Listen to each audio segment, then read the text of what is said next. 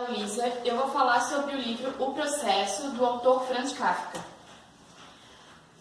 Sobre a bibliografia e a obra do autor. Essa aqui é uma foto do autor. E o Franz Kafka ele nasceu em 3 de julho de 1883, na cidade de Praga, que ficava na Boêmia, hoje é denominada República Tcheca. Ele era o filho mais velho de Hermann Kafka, que era um comerciante judeu, e de sua esposa Julia. O casal, após o nascimento de Kafka, que era o filho mais velho, teve mais de 12 filhos.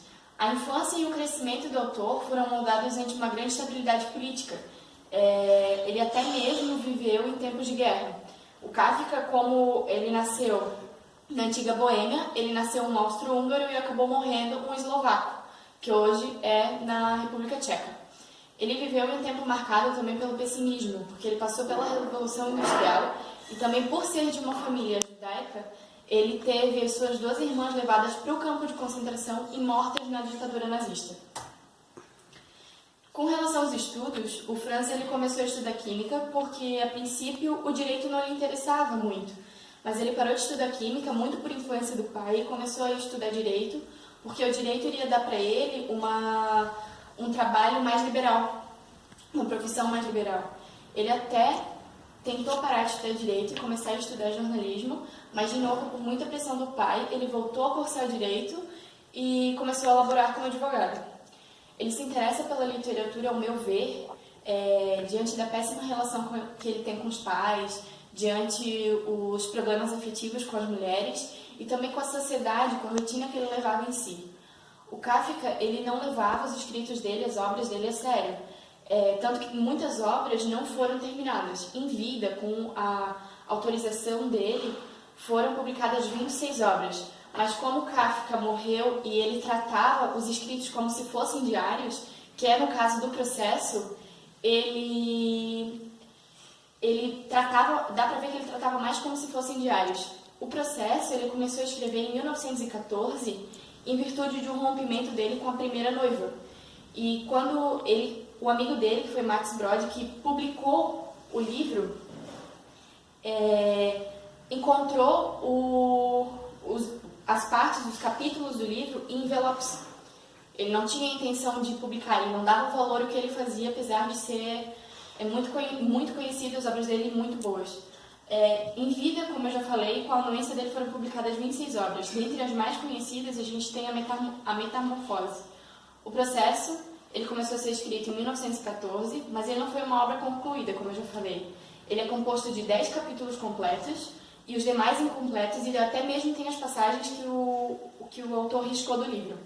O Franz Kafka ele faleceu em 1924, com apenas 41 anos de idade, em razão da tuberculose. Aqui tem uma foto do livro, que foi o que eu li. Ele é da tradução e pós-fácil de Modesto Carona. O personagem principal do livro é o Joseph K. Durante o curso do livro, quando a gente lê, a gente observa que o escritor ele só utiliza K para se referir a esse personagem. É sempre importante destacar que eu não vou contar aqui os fatos de acordo com a sequência exata dos capítulos, porque Max Brod, que foi quem publicou o livro, encontrou os envelopes com as passagens e ele não organizou, pode-se dizer, em ordem, ele fez a ordem cronológica dele. Mas quando a gente vai lendo, a gente observa que o livro está fora de sequência. No primeiro capítulo, a gente tem certeza que é de fato o primeiro. Ele se denomina Detenção. Conversa com a senhora Grubach, que é a dona da pensão em que o K vive, e depois com a senhora Postinet, que é também uma pessoa que vive na pensão. A gente já encontra na própria denominação do capítulo o direito penal. A detenção, como a gente já viu várias vezes em sala de aula, é uma forma de punição que toma a liberdade do agente, o condenado, todavia ele não tem uma gravidade tão alta, ela tem uma gravidade menor que a reclusão. A detenção, então, a pena só pode ser cumprida em regime semiaberto ou aberto, não no fechado como na reclusão. Aí, a primeira frase do livro já diz: Joseph K., na manhã de seu aniversário de 30 anos, certamente fora caluniado injustamente. Aqui outro ponto do direito penal. Artigo 138, caluniar alguém, imputando-lhe falsamente o fato definido como crime.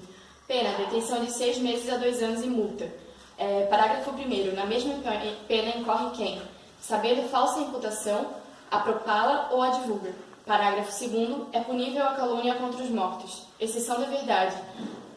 Parágrafo 3º. Admite-se a prova da verdade, salvo, inciso 1º, se constituído o fato imputado de crime de ação privada, o ofendido não for condenado por sentença irrecorrível. Inciso 2º, se o fato é imputado a qualquer das pessoas indicadas no inciso 1º do artigo 141. Inciso 3º, se o crime imputado, embora de ação pública, o ofendido não foi absolvido por sentença irrecorrível. O K era um procurador bancário que vivia no pensionado, como eu já falei anteriormente. Todos os dias pela manhã era servido o café dele no quarto pela proprietária da pensão. Mas justamente no dia do aniversário dele, ele acordou e não teve o café dele servido como de costume. Quando ele se deparou que o café da manhã não foi levado e nem ia ser levado, ele tocou a campainha do quarto dele, quando ele foi surpreendido pela entrada de um homem que ele nunca tinha visto antes, nas dependências da pensão. O homem ali em questão era o guarda que ia cuidar da detenção dele. O guarda, no entanto, ele não se identificou. Ele perguntou a K o que o K queria. E ele, por sua vez, disse que queria o café dele da manhã, que o café dele da manhã não foi servido. Nesse momento, o K reparou que algo de estranho estava acontecendo, porque o guarda se virou para alguém atrás da sala e disse para ele assim: ele quer o café da manhã, e seguiram risadas.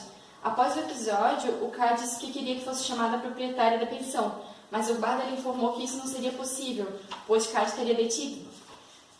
Pois bem, conforme a leitura da sequência do livro, se nota que o K está mesmo detido, mas não se fala o porquê do K estar detido, e respondendo assim numa ação criminal.